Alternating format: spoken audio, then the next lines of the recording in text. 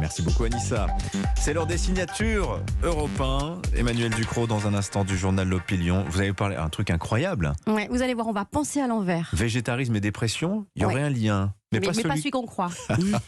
Ça, c'est du teasing. Mais d'abord, Géraldine Vosner est avec nous. Bonjour Géraldine. Bonjour Dimitri, bonjour à tous. Question ce matin, quelle guerre les Ukrainiens mèneraient-ils sans l'aide militaire occidentale ? Emmanuel Macron en a parlé hier soir lors de son entretien sur France 2. Il s'est bien gardé quand même de nous dire l'essentiel, le président, à savoir que, cette impuissance française dans cette affaire d'armement. Révélée de façon assez désagréable, il faut le dire, pour nos autorités ces derniers jours. On pensait la France hyper engagée derrière le peuple ukrainien, la première puissance militaire d'Europe. Imaginez, c'est nous. Elle devait naturellement l'aider à se défendre contre l'agresseur russe en livrant des équipements et des équipements de pointe. On a beaucoup parlé des fameux canons César, rappelez-vous.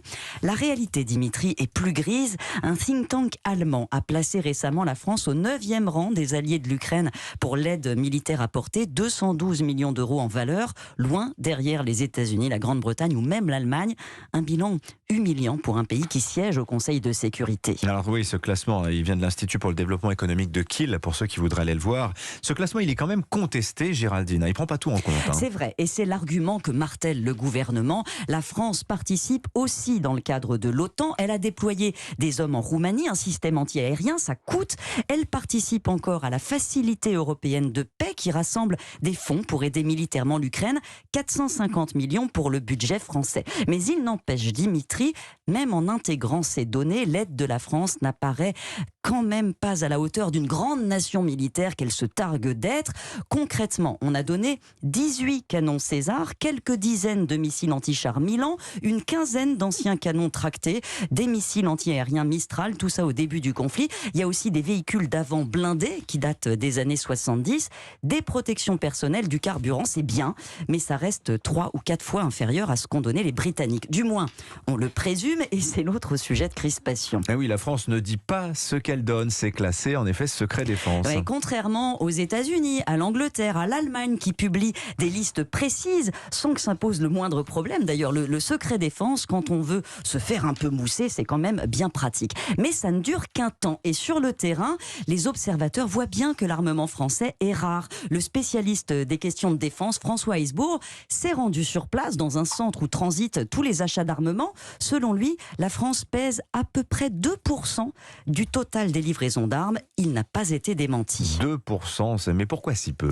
Mais parce que la France a un problème, elle n'a pas d'armes. Ça fait des années que la défense est sous-dotée. Le budget des armées remonte maintenant, mais ça reste un budget de puissance moyenne, une 40aine de milliards, un peu moins que la Grande-Bretagne. Et avec ça, on doit financer un porte-avions, des sous-marins nucléaires, un armement de pointe qui maintient notre industrie de défense. On a gardé un modèle d'armée complet, donc on a de tout, mais très peu de tout. On ne peut absolument pas mener une guerre conventionnelle. Les canons César, par exemple, il en reste 65 après ceux donnés à l'Ukraine. Emmanuel Macron, hier, en a promis 6 de plus, mais ce sont des canons qu'on avait déjà vendus au Danemark. Et s'il a promis un système de défense anti-aérienne que réclament les Ukrainiens, on s'emballe pas. Hein. Il ne reste que 8 unités Mimba de défense solaire qui sont les plus efficaces. Quelques unités de Crota LNG, c'est probablement ce qu'on va donner à l'Ukraine. C'est l'armement des années 60, ça. Hein. Exactement. Donc en cas de conflit, il faut le rappeler, hein, si on devait faire la guerre, la France, elle peut mobiliser une quinzaine de milliers de soldats, pas plus.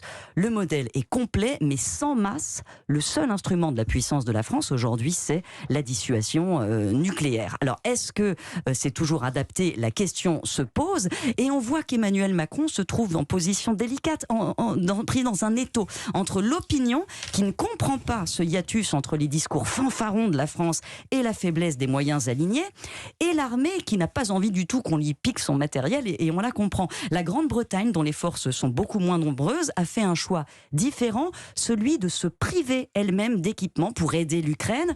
On conçoit qu'Emmanuel Macron hésite plus difficilement qu'il n'arrive pas à être transparent sur le sujet. Très intéressant. Merci beaucoup Géraldine Vosner. C'est Catherine Ney qui sera à votre place demain.